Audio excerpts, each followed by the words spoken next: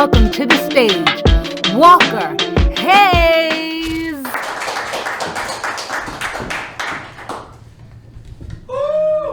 Hi, how are you? It's amazing, thank you. You're gonna have to give me a minute to match your energy. I stayed up late last night having phone sex. Not as satisfying as I had hoped. Siri kept saying things like, stop. No means no. And I told her, quit vibrating in my pocket all day if you don't mean it. It's a shitty way to send a girl mixed signals, don't you think? I've learned my lesson with sex. You gotta be careful. Give it up for me. I recently became a mother. I didn't keep it. Now give it up for knowing your limits.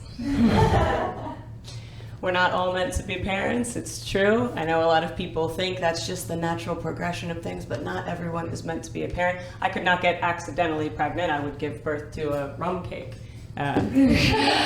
Something that you need to plan for. There's got to be the planning. I had to bow out of a relationship recently because we got to the point where we were talking about kids, and he asked me, what is your position? Do you think you'd make a good mom? I said, all right, maybe one kid is doable at some point.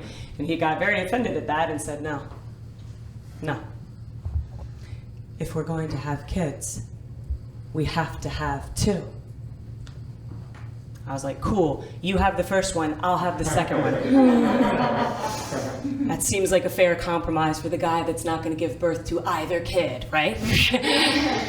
And I asked him, I was like, what is your rationale behind that? Why do people think they have to have two kids? And he says, well, it has to have a friend. Excuse me? That makes sense if we're living in 18th century Nebraska, right? And we're living in Manhattan, a city of 2.5 million people, and your big concern is I'm going to give birth to a child that can't make another social connection?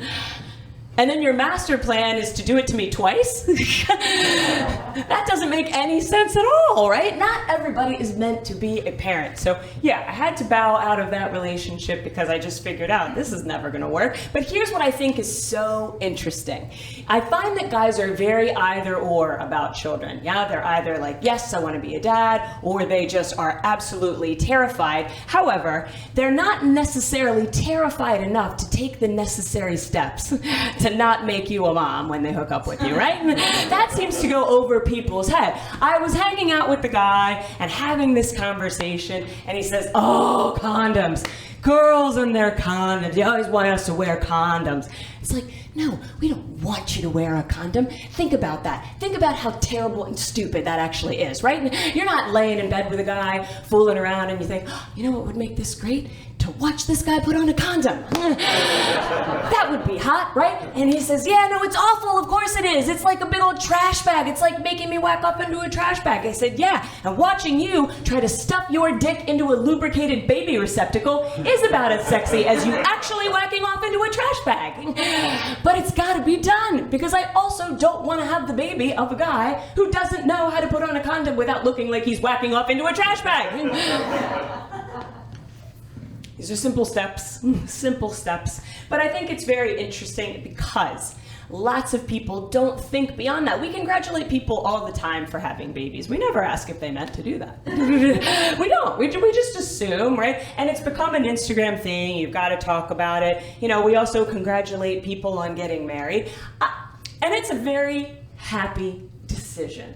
But it's not something you achieved, right? Men aren't going out there and studying to become a husband, right? And women are certainly not taking bridal classes on how to be, I hope, oh God, I hope. There aren't bridal classes, are there? I don't even know where we're at in this year. And now that I've said that, I'm like, maybe I need to do my own research, I don't know. But it's not an achievement. It's just not. It's a choice that you made. One of the things that I think is really interesting is how we're expected to congratulate people on things they don't do. You guys probably have a friend or two in your feed that likes to tell you that they're sober. Great. All the time. I'm sober. I'm 16 years sober. I'm 25 years sober. I think you kicked it. Yeah. I think once you're past the year 10, you probably got it in the bag, right? I don't wake up every day going, you know what I didn't do today? Punch somebody in the face. 5 whole days, didn't punch anybody in the face. I feel pretty good about it. Where's my fucking chip?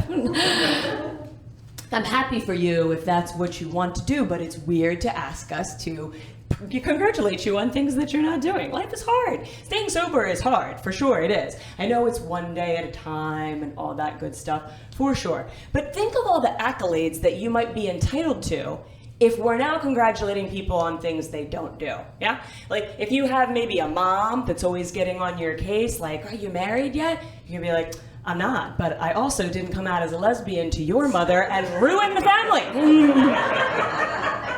Where's my fucking chip?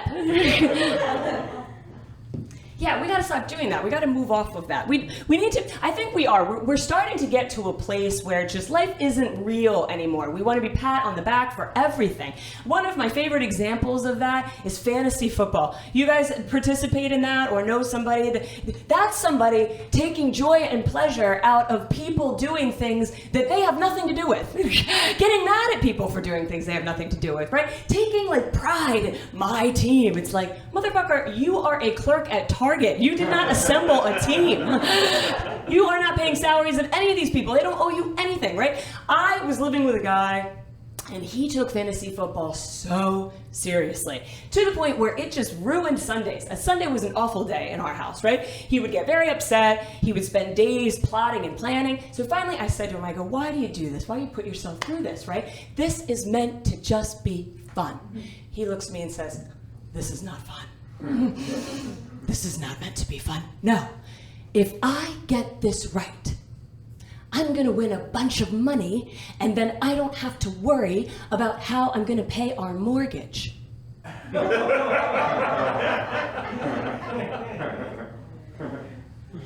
I think it's safe to say that if your plan for paying our mortgage actually includes the term fantasy,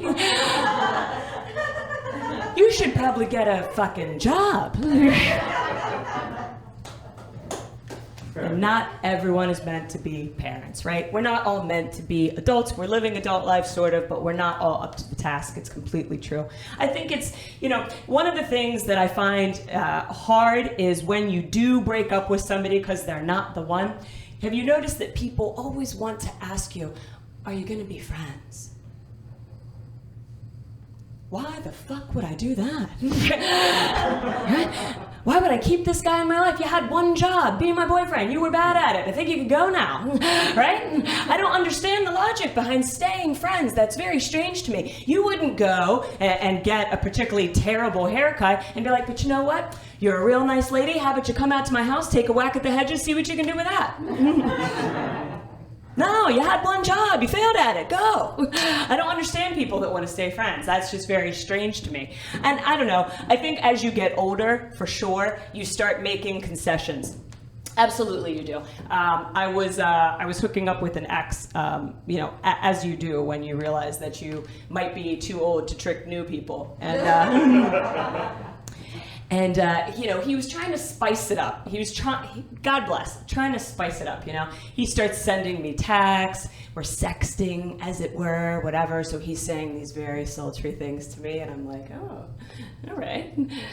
And so finally, we're going back and forth. He's saying all the right things, and then he says to me, you are so cute. I would be honored if you would piss on my feet.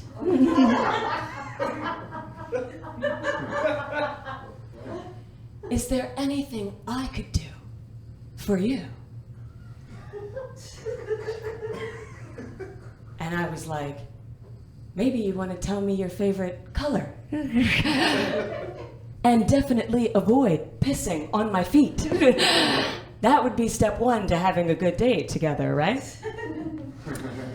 So yeah, the next month was pretty weird.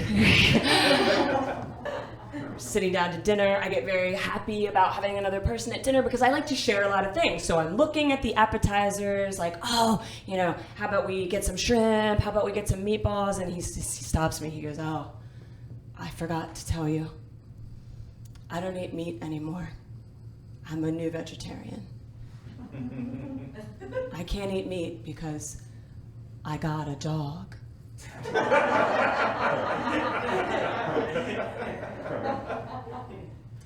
I was like, were you eating a lot of dog before you made this life change? Dogs eat meat. I don't think they'd be offended by your choice to keep eating meat, right? And that seemed like a very odd thing to me. But it's not so much that. Fine, there's lots of vegetarians in the world. I think what annoys me about vegetarians is the need to always announce that you're a vegetarian, right? It's never just a simple meal where you pick out your kale and we go about our business.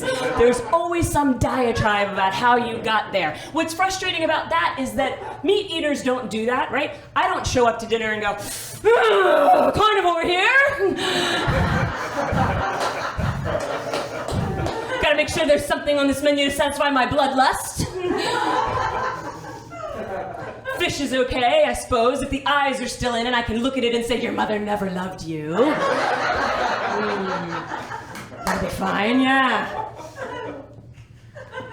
And even better is when you find yourself a vegan.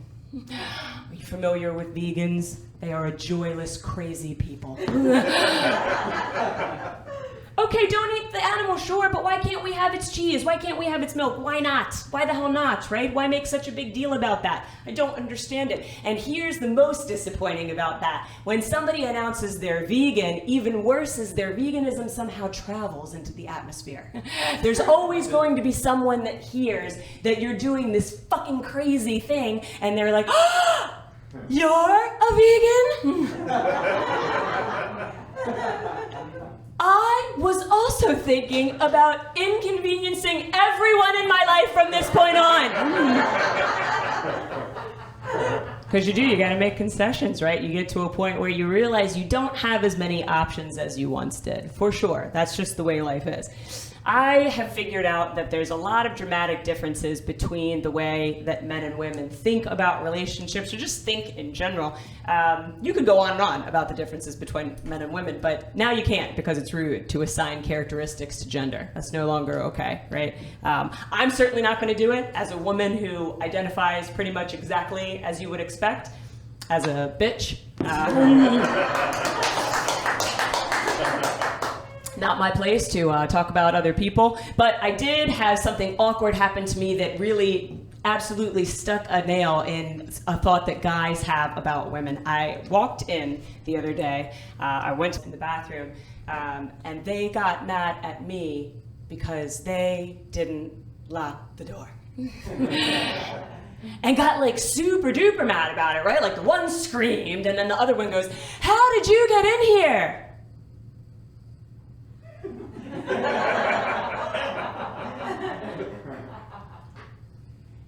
And I was tempted to be like, oh, with a drill and a silencer.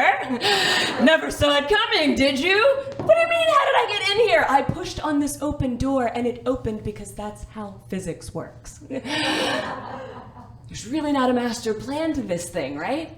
But then I started thinking, damn, you know what? This is exactly what men think happens. They think this is how we go to the bathroom. They do. And guys have always said that. Oh, it's odd. It's odd that female friends want to go to the bathroom together, right? But you know what I think is odd? That at some point, men normalize the idea of going to the bathroom, whipping out their dick, and peeing into a wall with a lot of guys they don't know. That's odd. We should talk about that, you guys. I want to know how you reached that conclusion when you were planning the restrooms of America, right? What was the thought process? You know, I think if you're going to need to pee into a chair, there should be walls. But if you're going to pee into a sink, well, we should let everybody watch. I think we want to see that, you know, that nice dramatic flourish, as it were. I had that conversation with a guy friend, and he says, no, it's not weird. Because we are standing.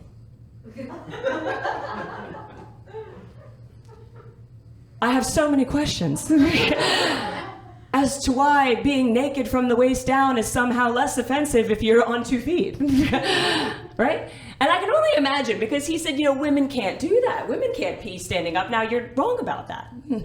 We could. It might be a messy endeavor. And he says, yeah, it'd be gross if you guys tried to pee standing up. You'd have it all over your legs. You'd be covered in urine. And I said, yeah, that might be true, but you physically hold the thing that your urine comes out of in your palm and wiggle it around and squeeze it. How is that more sanitary? I just don't understand the rules, guys. I don't understand the rules of urination.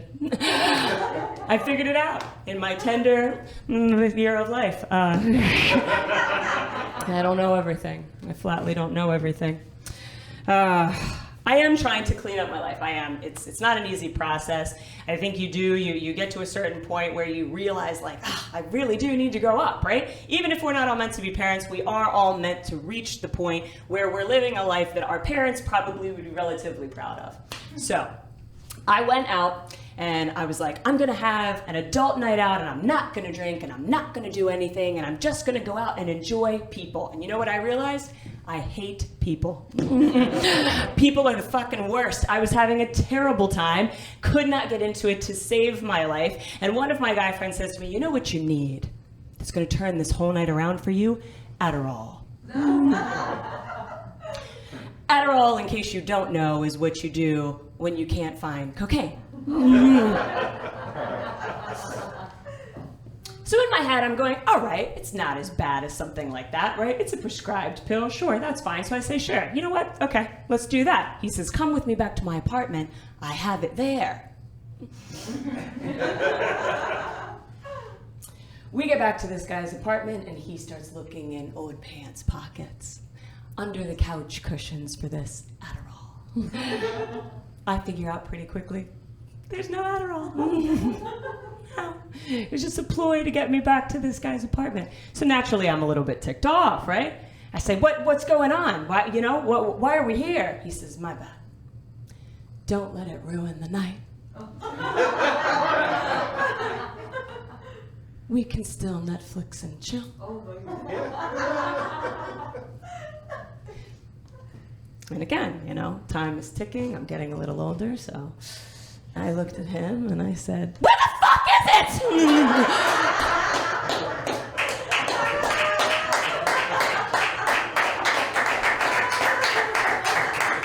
Why would you take me out of a bar full of perfectly good gin to come to your dirty ass apartment? Where is it? And his roommate, I think, sensing my anxiety, took from his back pocket a Velcro wallet, tapped it on their coffee table and said, I have half of one. Let's share. Being the reasonable person I am, I said, yes, we fucking will. Ground up a half of an Adderall and proceeded to snort that with another adult person, which is the moment that I realized I have a problem with planning. I'm Walker Hayes. You guys have been a ton of fun. Thank you so much.